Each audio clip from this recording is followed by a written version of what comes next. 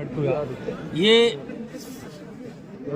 राम जन्मभूमि प्रकट महोत्सव और ये बहुत पुरानी समिति है। जब रामलला विराजमान हुए थे सन 1950 में, तब से आज ही के दिन एक शोभा यात्रा निकलती है और उसी शोभा यात्रा में शामिल होने के लिए आज देवीपाटन मंडल के गोंडा, बहराइच, श्रावस्ती, बलरामपुर, बस्ती, फैजाबाद के कार्यकर्ता यहाँ पर मौजूद हैं।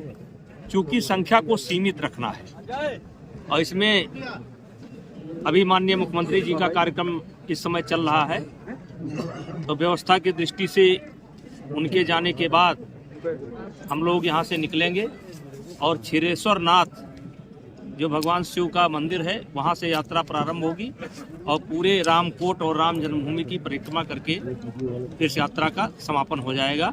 ये शोभा यात्रा प्रतिवर्ष निकलती है। सांसद जी में कितनी संख्या में लोग हैं शोभा यात्रा में? देखिए, इसमें एक लिमिट रखना है संख्या का, इसलिए 5000 संख्या हमने अनुमानित की थी, चिन्हित की थी कि 5000 लोग ही चलें, क्योंकि एक सीमित संख्या में रहना है।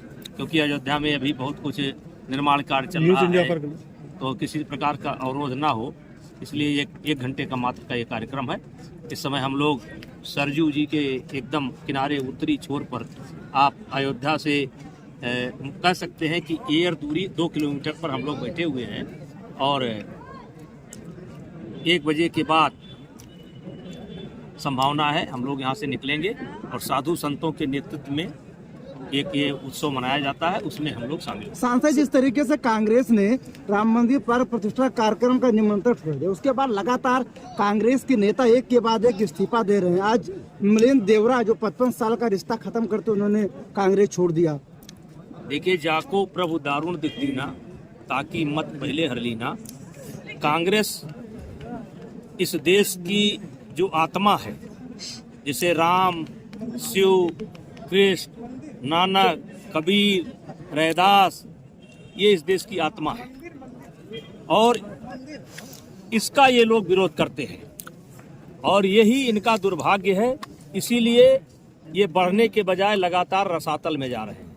सांसद जी, जिस तरह से साधु संतों का सम्मान कर रहा है देश पूरा, वही पश्चिम बंगाल में जिस तरह से साधु संतों के ऊपर आक्रमण हुआ, किस नजरिए से देखते हैं?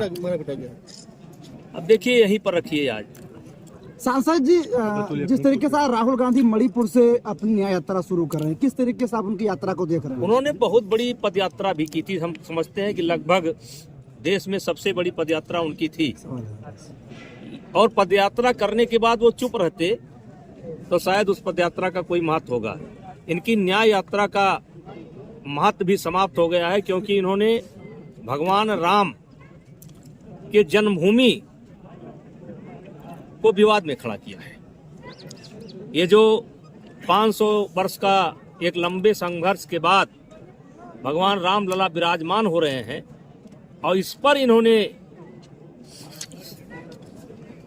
कह लीजिए कि एक सवाल पैदा किया है, तो ये चाहे जितनी न्याय यात्रा करें और चाहे जहां से करें, इनको कुछ मिलने वाला नहीं है। 2024 में कोई वैकेंसी खाली नहीं है। मोदी जी के नेतृत्व में पूरी भारतीय जनता पार्टी की टीम सरकार बनाने जा रही है।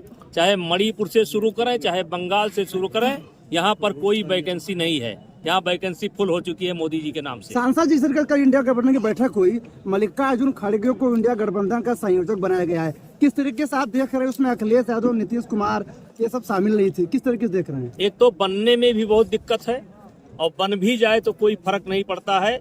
मैंने बताया कि 2024 ही नहीं, हमको तो 29 में भी कोई वैकेंसी देश में खाली नहीं दिखाई पड़ती, जो राहुल बाबा के लिए हो या विपक्ष के लिए हो, कोई वैकेंसी खाली नहीं। माननीय सांसद जी, उत्तर प्रदेश में एनडीए गठबंधन कितनी सीटों पर जीत रही है आगामी? मैंने बता दिया, कोई वैकेंसी खाली नहीं है। पूर्ण बहुमत की सरकार बनने जा रही है। सर, न्योता को उन्होंने स्वीकार कर लिया है, उन्होंने कहा कि हम प्रतिष्ठा के बाद में आएंगे। ये अपनी अपनी राय है, उसको विवाद में ले जाने की आवश्यकता नहीं है। बस देखिए, आज कलयुग है, कलयुग में 5000 वर्ष अभी बीता है। ब्रह्मा जी से इस सृष्टि की उत्पत्ति मानी जाती है। 17 लाख कुछ हजार वर्ष का सतयुग था, 14 लाख कुछ हजार वर्ष का त्रेता था, 12 लाख कुछ हजार वर्ष का द्वापर था।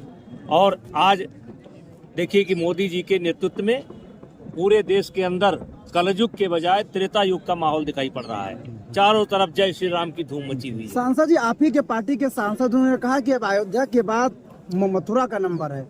भव्य जय मंदिर श्री राम। जय श्री राम।